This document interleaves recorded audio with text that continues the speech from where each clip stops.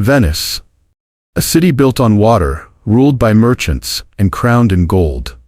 Today, it's seen as a romantic paradise, a labyrinth of canals and bridges where gondoliers sing to tourists and art drips from every stone. But behind that beauty lies one of the most improbable stories in history. This was a city born not out of conquest but desperation. A community forged in flight from barbarian invaders that became a republic, an empire, and the most powerful maritime force in the Mediterranean. For over 1,000 years, Venice would defy popes, outlast emperors, fight crusades, crush pirates, and build a navy that dominated the seas. Her wealth rivaled kingdoms. Her diplomacy outmaneuvered dynasties. Her ships carried not only silk and spices, but the fate of empires. This is the story of La Serenissima, the most serene Republic of Venice, from a swampy refuge to the Queen of the Adriatic, and the rise and fall of one of the greatest powers in medieval and early modern Europe. So if you're passionate about epic history, naval empires, and the forgotten forces that shaped the modern world, hit that like button, subscribe, and turn on notifications.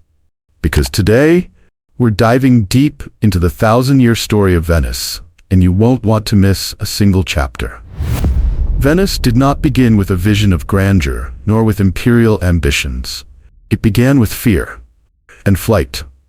In the 5th century AD, the Western Roman Empire was collapsing under the weight of invasions and internal decay. From the north and east, barbarian tribes, Huns, Goths, and Lombards, surged into Italy, leaving ruined cities and scattered survivors in their wake. The once mighty cities of Aquileia, Altinum, and Padua fell, their citizens forced to flee with what little they could carry. With the mainland no longer safe, many sought refuge where the invaders could not follow, into the shallow, brackish waters of the Venetian lagoon. There, amid the mudflats and tidal islets, they found a natural defense. Horsemen could not charge through waterlogged marshes, and the narrow channels between islands offered ideal choke points for defense. What had once been a harsh, uninhabitable zone now became a haven. These early settlers built on what they had, literally. Wooden piles were driven deep into the soft, silty ground to form the foundations of homes and footbridges. They lived by fishing, salt harvesting, and boat making, trades that would come to define the city's character. There was no urban plan, no city walls, no noble palaces, only scattered huts clinging to tufts of land above the tide. Yet even in these humble beginnings, something remarkable was taking shape. A loose confederation of island communities, including Torcello, Murano, and Rialto, began to coordinate, first for survival, then for trade. By the early 8th century, this fragile society needed leadership. In 726 AD, they elected their first doge, Orso Apato, meaning bear in Latin, a symbolic name for a city still finding its strength. The creation of the dogeship marks the true political birth of Venice. Unlike kings who ruled by divine right, the doge was chosen, a leader of the people, albeit soon constrained by aristocratic oversight. It was the beginning of an enduring balance between tradition, negotiation, and oligarchy, hallmarks of Venice's future governance. And while other Italian cities would be consumed by war, invasion, and feudal power struggles, Venice, anchored in its marshes, would evolve in peace, slowly but deliberately, into one of the most unique city-states in history. As Venice began to rise from the salt marshes of the lagoon, it found itself in a dangerous, shifting world, caught between two great powers vying for control of the Italian peninsula. To the east lay the Byzantine Empire, heir to Rome's fading glory, still ruled from the imperial capital of Constantinople. Though weakened by centuries of war and internal strife, Byzantium remained a formidable force, particularly along the Adriatic coast. For Venice, the relationship with Constantinople was both essential and strategic. In exchange for loyalty, the Eastern emperors offered trade privileges and a protective umbrella that helped the fledgling city-state assert itself. To the west, however, a new threat had emerged: the Lombards, a Germanic people who had stormed into northern Italy in 568 AD, carving out a powerful kingdom from the ruins of Roman rule. The Lombards held sway over the Po Valley and threatened to strangle Venice's access to the Italian mainland. Yet Venice, protected by its marshes and its growing fleet, proved too elusive to conquer. The Lombards could raid, but they could not hold. Caught between these two worlds, the fading Roman East and the fragmented barbarian West, Venice chose a path unlike any other. It did not throw its weight fully behind either side. Instead, it maneuvered, negotiated, and quietly expanded its autonomy, all while projecting an image of loyalty to the Eastern Empire. Even as the Exarchate of Ravenna, the Byzantine stronghold in northern Italy, collapsed under Lombard pressure in 751 AD, Venice remained standing. The city's isolation and naval skill made it a difficult prize. When Charlemagne, king of the Franks and future Holy Roman Emperor, marched into Italy to crush the Lombards in 774, he too found Venice beyond his reach. His son, Pepin, made a more direct attempt. According to legend, Pepin fell ill during his campaign in the swampy terrain surrounding the lagoon and died, a cautionary tale to those who dared to challenge the sea-bound Republic. While the rest of Italy changed hands repeatedly from Goths to Byzantines to Franks, Venice endured. And more than that, it evolved. By the 9th century, it had begun to resemble something entirely new. Not a Roman colony, not a Germanic duchy, but an independent maritime republic, with its own customs, institutions, and ambitions. The city that began as a place of exile was now becoming a player in its own right, and the waters that once protected it were now carrying its ships and its influence far beyond the lagoon. By the early 9th century, Venice was no longer a hidden backwater in the Adriatic. It was a city with momentum. Trade had brought wealth, and wealth demanded order. Slowly, and not without struggle, the city began to transform from a scattered collection of lagoon communities into a centralized and structured republic. The dogeship, originally a loose and precarious role, began to formalize. Venice's third doge, Agnello Participazio, moved the city's political center from the island of Malamocco to Rialto, laying the foundations of what would become the city's historic heart.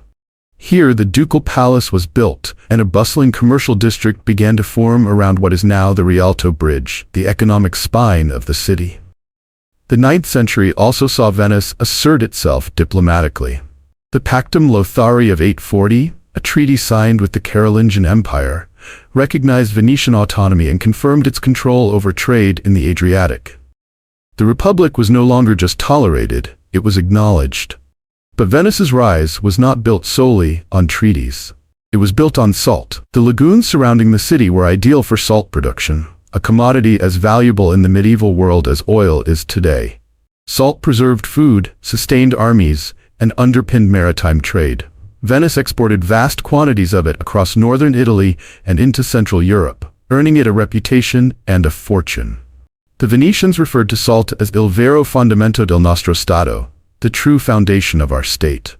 With money flowing in, Venice looked outward. Her ships sailed far beyond the Adriatic, linking Europe to the ports of the Levant and the markets of the Byzantine Empire. Venetian merchants traded Italian timber and grain for Eastern spices, silks, and perfumes.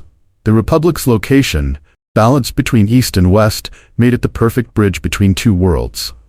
No longer content with being a regional power, Venice was becoming a maritime empire in the making. But wealth alone did not grant legitimacy. Venice needed spiritual validation, something to bind its civic pride to a sacred purpose. That opportunity came in 828 AD. Two Venetian merchants, while visiting Alexandria in Egypt, managed to smuggle what they claimed were the relics of Saint Mark the Evangelist out of the Muslim-controlled city. According to legend, they hid the saint's remains beneath layers of pork to avoid inspection. When they returned to Venice, the city erupted in celebration. A new basilica, San Marco, was commissioned to house the relics, symbolizing Venice's divine favor and newfound prestige. Saint Mark became the city's patron, and his winged lion would henceforth adorn flags, buildings, and ships, the enduring emblem of the Republic. Venice was now more than a city. It was a republic with a saint, a symbol, and a sense of destiny. The foundations had been laid, not in stone, but in salt, trade, and faith. And with the sea as its road and shield, the Republic was ready to rise even higher. By the dawn of the second millennium, Venice was no longer simply a city of traders. It was a naval power with commercial ambitions that extended far beyond the Adriatic. Its lifeblood, trade, was vulnerable to piracy and competition. The Venetians responded not with appeasement, but with warships. The lagoon-born Republic had begun building a navy, not just to defend its merchant convoys, but to establish dominance over the entire Adriatic Sea. From the 9th century onward, Venice began securing key harbors and islands along the Dalmatian coast, gradually asserting control over the fragmented settlements and rival lords of the region. This was not conquest by land armies, but by galleys, sleek warships that could strike fast, deploy troops, and project power along the coastlines of the Balkans. By the year 1000, Venice's reach was undeniable. Its doges had begun to call themselves Dukes of Dalmatia, a clear signal that this was no longer a city-state. It was the heart of a growing Stato di Mare, or State of the Sea. The Adriatic was now widely referred to as the Gulf of Venice, and the Republic began to treat it as its private maritime domain. To maintain this dominance, Venice constructed one of the most advanced naval industrial complexes in medieval Europe, the Arsenale. Founded in 1103, the Arsenal was a vast, state-run shipyard, a city within the city, where skilled laborers worked in tight coordination to build ships faster than any rival. At its peak, the Arsenale could produce an entire galley in a single day, using a system that closely resembled modern assembly line manufacturing. The work was hard, the hours long, and the scale unprecedented. Over 2,000 men labored within its walls, building the vessels that carried Venetian power across the Mediterranean. These ships weren't just for war. Venice's galleys were multi-purpose, transporting goods, passengers, and occasionally entire armies. Some were outfitted to carry precious cargo such as silks, spices, and jewels, while others bristled with weapons, crossbows, rams, and later, gunpowder cannons. Venice also recognized that military power alone could not safeguard its commercial interests.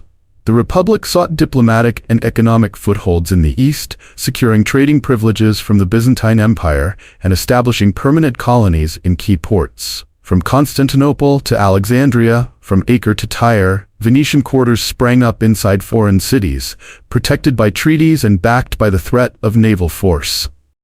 But the sea, vast and unpredictable, was never truly safe. Pirates continued to threaten Venetian convoys, especially from the North African coast and the Aegean.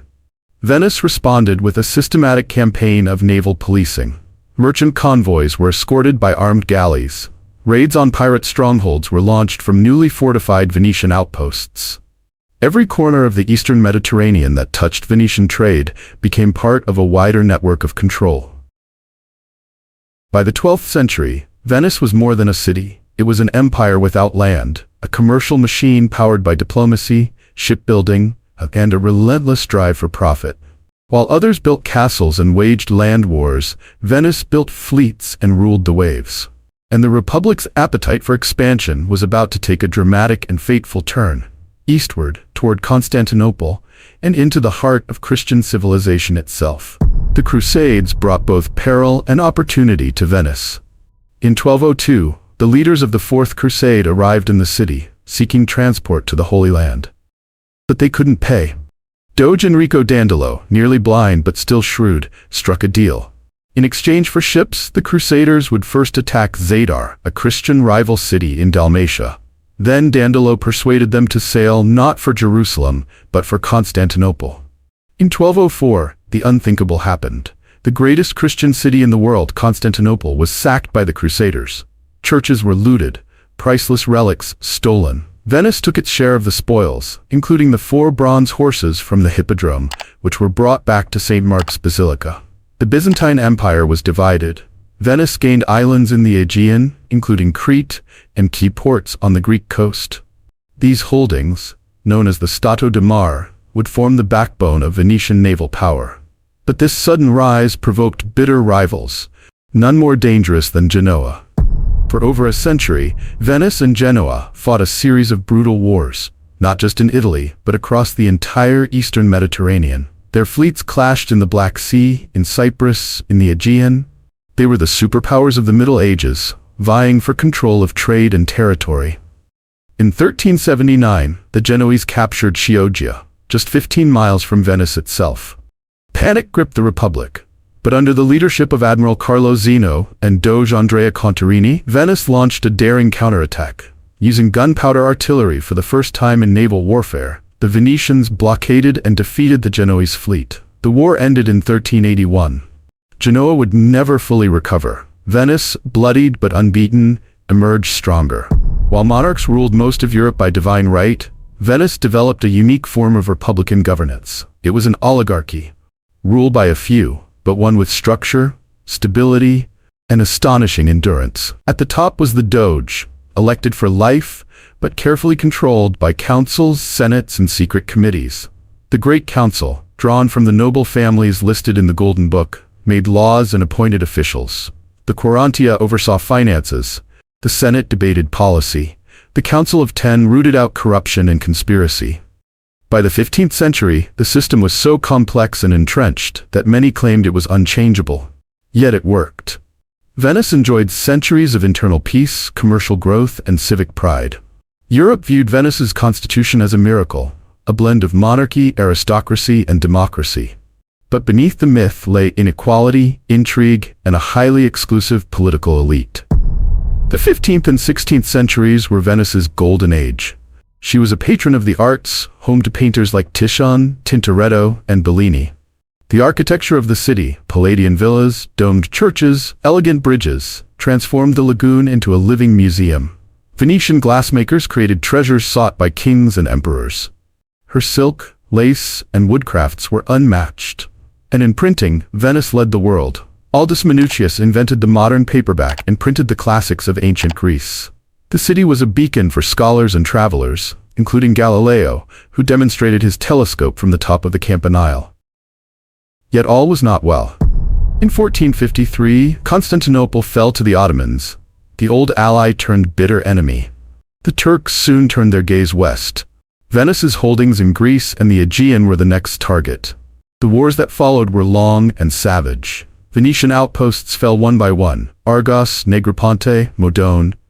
In 1571, Venice led the Christian fleet at Lepanto, defeating the Ottomans in the greatest naval battle of the age. But the victory was symbolic. The Ottomans rebuilt their navy in a year. In 1645, they attacked Crete. The siege of Candia lasted 21 years. Venice's greatest admiral, Francesco Morosini, fought bravely, often with his cat by his side. But ultimately, the island fell in 1669. It was the end of the Venetian overseas empire. By the 18th century, Venice had become a glittering shell. She was no longer a maritime power. Trade had shifted to the Atlantic. The Portuguese and Spanish ruled the waves. Venice clung to her galleys while others built ocean-crossing ships. Plague devastated the city again and again. The Black Death and outbreaks in 1575 and 1629 each killed a third of the population. But the Venetians responded with strict quarantine laws, a legacy that survives in the word quarantine itself. Culturally, Venice still dazzled, in music, theater, and art, but politically, she was stagnant. Then came Napoleon. In 1797, the French general demanded surrender. Venice, unarmed and divided, capitulated. The Republic was abolished. The Doge deposed. The horses of St. Mark were carted off to Paris. 1,000 years of independence was over. Venice passed to Austria, then Napoleon's Italy, then Austria again. In 1848, her people rose once more and declared the Republic of San Marco, only to be crushed after a long siege. Finally, in 1866, Venice joined a united Italy. Today, her empire is gone, but the city remains. Venice continues to enchant and inspire. Its lagoon still glows at sunset. Its palaces and piazzas still echo with music and memory, but it faces a new challenge: rising seas and mass tourism. Cruise ships now tower over her domes. Floodwaters regularly spill into St. Mark's Square. Climate change threatens the very foundations of the city, yet Venice has endured before. Through invasion, war, plague, and empire, the Queen of the Adriatic still stands. Her greatest battles may still lie ahead. If you've enjoyed this deep dive into the extraordinary history of Venice, make sure to like, subscribe, and explore our other historical documentaries. Stay curious, because history isn't over. It's still being made.